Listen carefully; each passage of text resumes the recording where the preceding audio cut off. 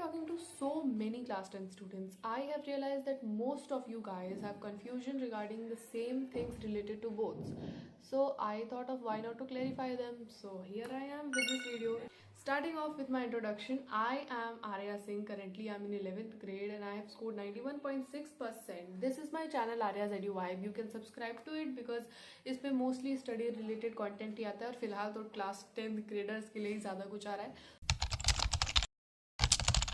सबसे पहला और मोस्ट कॉमन डाउट जो है और कंफ्यूजन जो भी बोल लो इस चीज़ को कि हमारे प्री बोर्ड्स अगर अच्छे नहीं गए हैं तो क्या हमारे बोर्ड्स भी अच्छे नहीं जाएंगे. मतलब जैसा प्री बोर्ड्स गया है कुछ वैसा ही हम बोर्ड्स में करने वाले हैं. बिल्कुल भी नहीं भाई, बिल्कुल भी नहीं. मेरे बोर्ड्स में जितने आए और मेरे प्री बोर्ड्स में जितने आए थे उसमें ज़मीन आसमान का फ़र्क है. प्री बोर्ड्स बेकार सबके जाते हैं. पहली बात तो ये ठीक है, तुम प्री बोर्ड्स में एकदम ऐसा एक्सपेक्टेशंस लेके मत चलो कि मेरे तो बहुत अच्छे ही आएंगे या फिर ऐसा ही होगा. क्योंकि देखो तुम्हारे एक तो प्री बोर्ड्स में स्ट्रिक्ट चेकिंग होती है, तुम्हारा थोड़ा सा क्वेश्चन पेपर भी हार्ड ही बनाया जाता है. देखो प्री बोर्ड 2 चलता है तुम्हारा ऑलमोस्ट जनवरी के फर्स्ट वीक तक. तो तुम्हारा ख़त्म होने के बाद तुम्हारे पास आराम से 1 महीना या फिर 1.5 मंथ्स तो बचे रहते हैं. तो अब तुम रिवाइज करोगे, अब तुम सैम्पल पेपर प्रैक्टिस करोगे, पीवाईक्यू लगाओगे, जो भी तुम्हारे वीक चैप्टर्स हैं तुम वो करोगे. मतलब अपने हिसाब से तुम अपनी प्रिपरेशन अब से एकदम चाहोगे कि at your full potential complete करोगे, चाहे जैसे भी करो तुम. ठीक है. और हाँ, अभी कंपेयर मत करना. देखो मैंने पहले वीडियो में बताया था ये चीज़, दोबारा बता रही हूँ क्योंकि तुम तो भूल गए होगे. कोई अगर 10 सैम्पल पेपर लगा ले तो तुम उसको देख के सोचो कि हाँ मुझे भी 10 ही लगाना है. अभी भले तुम्हारे चैप्टर्स नहीं हुए हैं तो तुम ऐसे करोगे तुम्हारा नहीं हो पाएगा. तो तुम पहले सोचो कि तुम्हारे चैप्टर्स खत्म हो, लास्ट तक तुम कम से कम 2 सैम्पल पेपर तो लगा ही लो. तुम अपने हिसाब से अपना वो बनाओ कि हाँ मुझे इतना प्रिपेयर करना है, ऐसे प्रिपेयर करना है. तो अपने एक प्लान के साथ चलो. और प्री बोर्ड खराब गए इसका मतलब ये नहीं कि बोर्ड्स भी वैसे ही जाएंगे.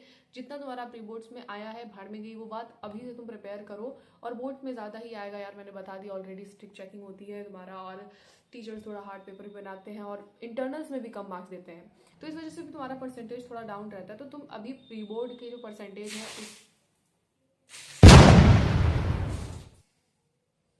उसको अपने दिमाग में मत रखो. Sorry for this background noise. Second, देखो ये भी बहुत ज़्यादा पूछ रहे थे. मतलब मेरे कमेंट सेक्शन में तो बहुत तुम लोग पूछ रहे थे कि मेरे पास ये एक स्पेसिफिक बुक है तो आपने जो सजेस्ट किया हमें वही लेना पड़ेगा. देखो मैंने उनको सजेस्ट किया जो अभी तक नहीं लिए हैं, जो मैंने यूज़ की थी, मुझे वो बुक अच्छी लगी तो मैंने तुम्हें सजेस्ट किया कि तुम ये ले सकते हो अगर तुमने नहीं लिया है. अब तुम्हारे पास है बुक, फिर भी तुम जाके नई बुक्स खरीद रहे हो, नए नए बैच में इनरोल कर रहे हो कि हाँ भाई बस जैसे तैसे बेड़ा पार हो. तो अरे तुम्हारे पास अभी जो भी बुक्स हैं, जो भी बैच है, अगर तुम्हारे पास बैच नहीं है तो ज़रूरत भी नहीं है. ठीक है. बैच देखो मैं तभी सजेस्ट करती हूँ लेना जब तुम्हारा समझो एकदम ही कुछ भी नहीं हुआ है और तुम्हें चाहिए कि भाई पास तो हो जाए और अच्छे नंबरों से पास हो जाए, तब तुम ले लो बैच. तुम्हारे कुछ टाइम में तुम्हारा सिलेबस खत्म करवा देंगे, तुमको प्रीवियस ईयर क्वेश्चन मिल जाएगा, तब तुम्हारा सिलेबस खत्म है, तुम्हें बस रिवाइज करना है. अब देखो तुम्हारे कुछ चैप्टर्स नहीं ढंग से हुए होंगे तो तुम अपना सिलेबस खत्म ना मानो, वो अलग बात है. बट अगर तुमने पढ़ रखा है तब बैच लेने की इस वक्त तो ज़रूरत नहीं है. ठीक है. तब अभी तुम क्या कर सकते हो, अभी तुम अपना मस्त प्रिपेयर करो. जो भी बुक्स हैं तुम्हारे पास उसको बहुत अच्छे तरीके से यूज़ करो. 10 बुक खरीद के एक भी ढंग से नहीं पढ़ोगे कोई मतलब नहीं रहेगा. एक बुक खरीदो उसको पूरा करो.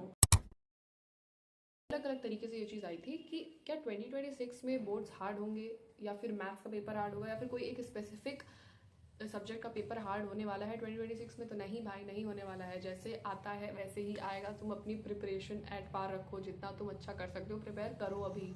ठीक है. इन फालतू की रूमर्स पे और अजम्पशंस पे या फिर सीबीएसई का ये नया अपडेट आया है ऐसी वीडियोस देख देख के अपना टाइम मत वेस्ट करो, ना ही अपना दिमाग खर्चा करो. क्योंकि तुम्हारे पास बहुत है पढ़ने को. तुम्हें सैम्पल पेपर लगाओ, तुम सब कुछ कर सकोगे तो जितना लगा सकते हो वो लगाओ. पर ये फालतू फालतू रूमर्स पे अपना दिमाग और अपना टाइम मत वेस्ट करो.